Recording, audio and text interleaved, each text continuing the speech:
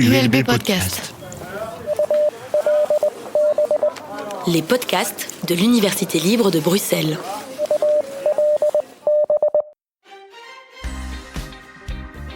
Talking with you. The student's point of view. We are here to talk. We are here to ask. We are here to learn.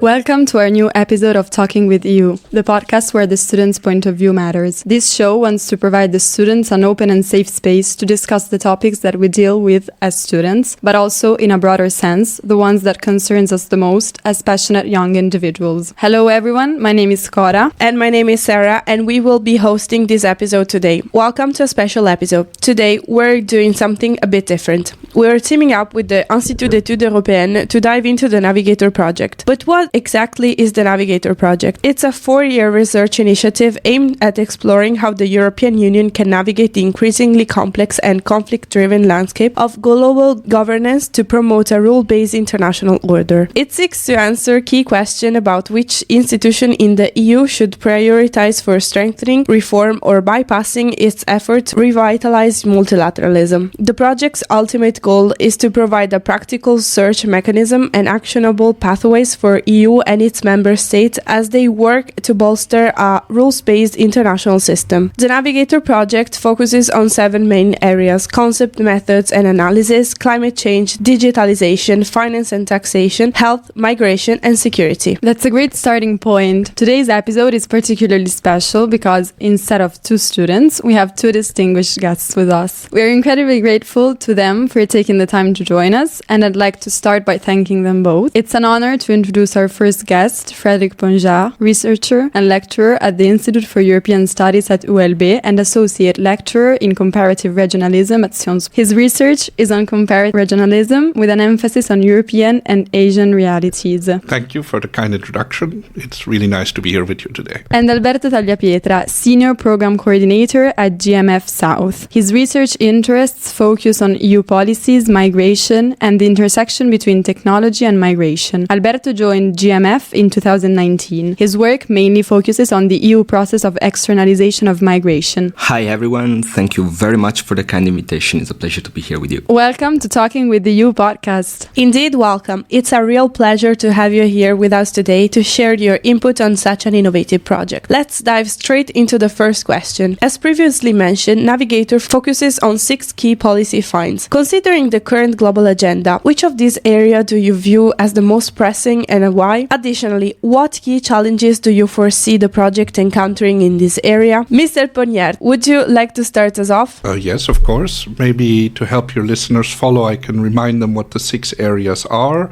climate change, digitalisation, finance, taxation, health, migration and security. Now, the way the project was conceived and the way most political discussions about the EU's external action are ongoing is not so much a question of hierarchization or prioritizing between these areas, but seeing and understanding how these areas interplay with each other. The EU is a global player, and the EU is a global player in all of these fields. And so it's not so much a question of which field should the EU be active in and which field should it prioritize, but rather with the limited resources it has at its disposal and within the limited competences that limit the EU's action globally, can it act within a multilateral framework, encourage a rule-based approach in these various areas of foreign policy. Now, the other big impact or big factor is obviously that events change the priorities. 3-4 years ago, during the COVID crisis, health suddenly became a huge priority. Regularly, the EU is confronted with a migratory crisis, or at least a perceived migratory crisis, and then migration obviously tops the agenda. And with what is happening in the European neighborhoods, both in the south and the east, military conflict and security issues have been topping the agenda for the better part of 2 years. So we see that the EU is not so much a question of which are the most important topics, but how can the EU have the wherewithal, the flexibility and the means to act in all of these fields on the one hand, and secondly,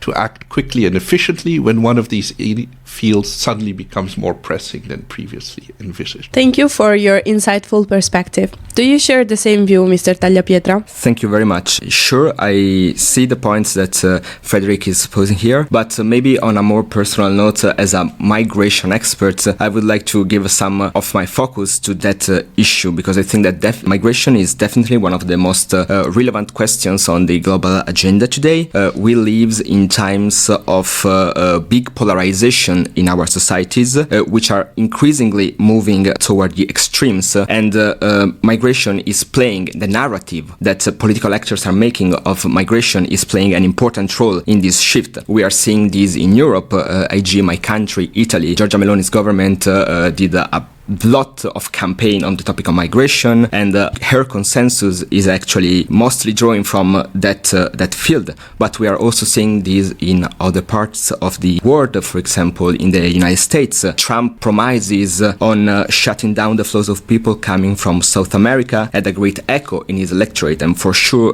contributed widely to bring him to the White House for a second term. But I also think that migration is a very important topic nowadays because our Western societies are aging. So there is also a question of competitiveness and capabilities of the workforce that need to be addressed, and that would require to address the topic of migration not just from a security point of view, which is what the most relevant actors are doing in this moment. I also think it's very important because our Western societies are aging, our population is shrinking, and our workforce diminishing. And so it's not just important to look at it from the security point of view, but also from a wider societal point of view. Finally, maybe just to conclude my piece, connecting more to the project, migration requires a lot of multilateral cooperation to be managed in a fruitful way, particularly to make sure that people's rights are safeguarded while states' rights to decide who can get through their borders are also regarded in full respect of international norms. So thank you both for your answers, and maybe let's dive a little bit deeper into that. From your personal perspective as a policy expert based in Brussels, what was it that drew you to the Navigator Project, particularly in your research on migration? Well, firstly, I work at the German Marshall Fund of the United States,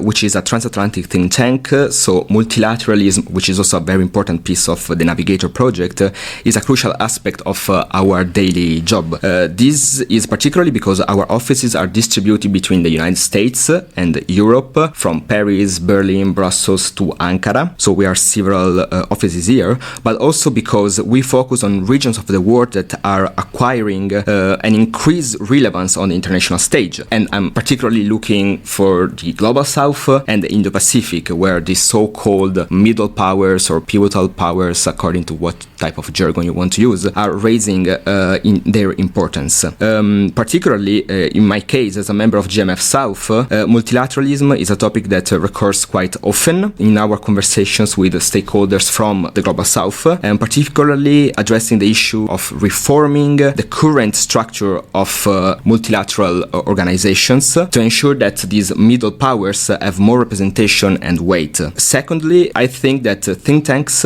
can act as a kind of linkage between academia and policymakers, and for this reason I think that participating in this type of projects it's very helpful and useful to connect these three words that often are too much detached. Thank you, Mr. Tagliapietra. Now, turning to the academic perspective, I'd like to ask the professor, in a world that is constantly changing and evolving, what have been the biggest challenges for the EU in recent years, and how will the Navigator Project address the challenges the EU is likely to face in the future? What steps should be taken moving forward? That's quite a question. I would say that whether it's the project itself, the European Union, or the wider international system, where the three converge in terms of the main challenge or problematique would be the future of multilateralism itself. The future of multilateralism itself is crucial for the EU. The EU itself internally is a sort of multilateral project. A lot of its influence in the world is rooted in a rules-based system, global trade agreements, global trade, global development, global climate mechanisms. Global governance is as much a necessity to solve the problems of the world as it is a necessary basis for the EU to exist as a global actor of the sort that it values. Now, we see that in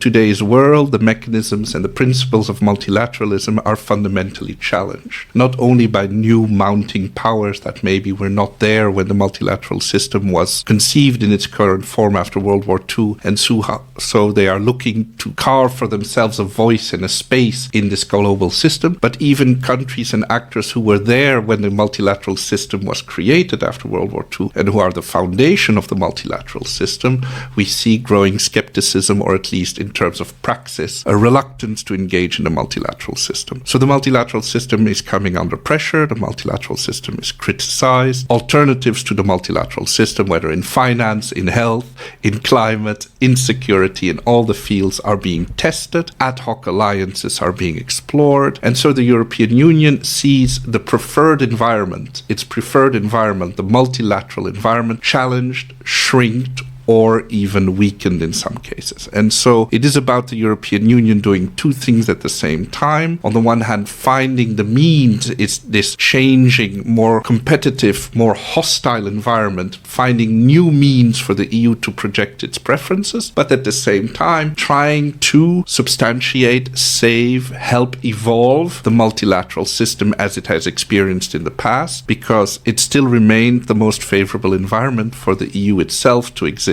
and to continue in the rules-based environment that is most fitting for its own praxis. So internally, externally, globally, what multilateralism will become, the EU is as much an actor shaping future forms of multilateralism as it is a consumer, a necessary consumer of that multilateralism. It is trying to produce the oxygen of multilateralism, but at the same time, multilateralism itself is an oxygen for its own external action. And so finding the right partners, finding the right rules, empowering the right partners are all very difficult choices the EU is going to have to make, because now there are competing forms of multilateralism. And so that's where the project Navigator comes in, where through the lens of costs, participation costs, these can be political, financial, and others, we're trying to assess which multilateral venues, which multilateral partners would be most promising for the EU to, again, externalize, project its own preferences on the one hand, but at the same time encourage the continued sustainability of a rules-based approach. So thank you very much. Also, I really appreciated your oxygen metaphor, because I really think it gives the idea. So now maybe let's bring this project into the context of the latest global developments. So a few weeks ago, we recorded a special episode on the US elections, and we'd like to continue that conversation a little bit with you. In light of the recent US elections, how do you foresee transatlantic relations evolving, and what impact could these changes have on multilateralism? Mr. Ponjaert, would you like to start? I'll echo some of the things I've already said. We see more and more global actors, not specifically the United States, several of them being more reserved to the point of skepticism vis-à-vis the obligations that would come with multilateral and rules-based cooperation. We see the WTO, the World Trade Organization, has been in crisis for the better part of a decade. We will see whether the COP infrastructure will continue to function and whether America will remain a party to it. Again, increasing amount of actors, whether they are powerful actors or emerging powerful actors, are reluctant to see global systems constrain their action on the global stage. We also see that the fundamental principle of diffuse reciprocity, which means that we participate in cooperation in the knowledge that in the long run everybody will benefit, is losing out to more immediate bargaining, immediate advantage, make America great now, not America great in the future. And so the tones are shifting. The priorities are shifting, and this will obviously have an impact on the transatlantic relations. Now, how far that impact is, the transatlantic relationship is deeply rooted, deeply institutionalized, is existential to both parties. It's still unsure whether a tonal shift is enough to create a structural shift, but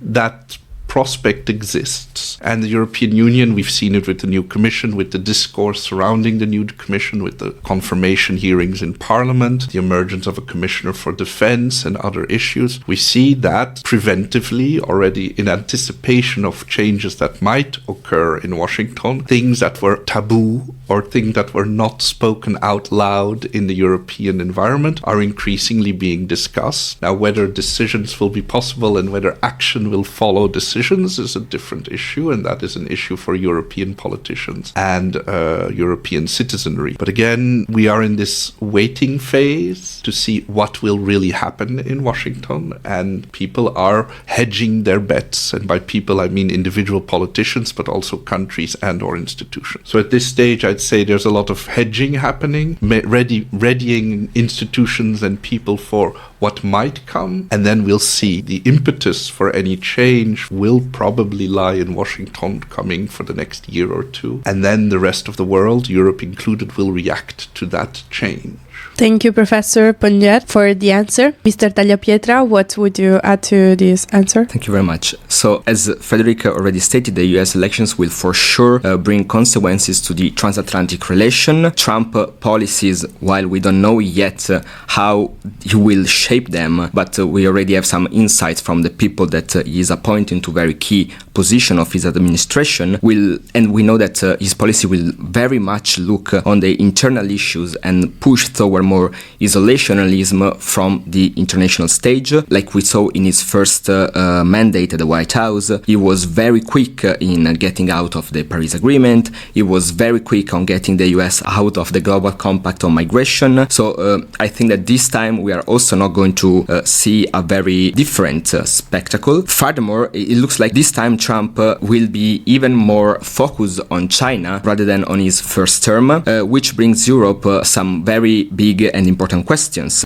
How will the situation in Ukraine evolve, for example? On this side, on this specific issue, we might have some optimism because Trump appointed a quite pro-Ukrainian person as the special envoy to Ukraine, General Kellogg. So this might sign that the peace agreement that Trump is looking for is not just one where Ukraine surrender part of its territory to Russia, but at the same time we have other questions that are very important for the EU. I mean, how will the Israel-Gaza conflict settle under a Trump administration? How will also the EU manage in a situation of a stronger China-US competition? On which side the EU will stand? Or for the first time the EU is going to try to have a kind of third way between the two blocks in order to not be squeezed between a potential trade war between China and the US. I think that also the election of Trump opens some potential new venues of opportunities for the EU, particularly thinking about the Global South. I'm particularly thinking about new partnerships and the revitalization of new partnership with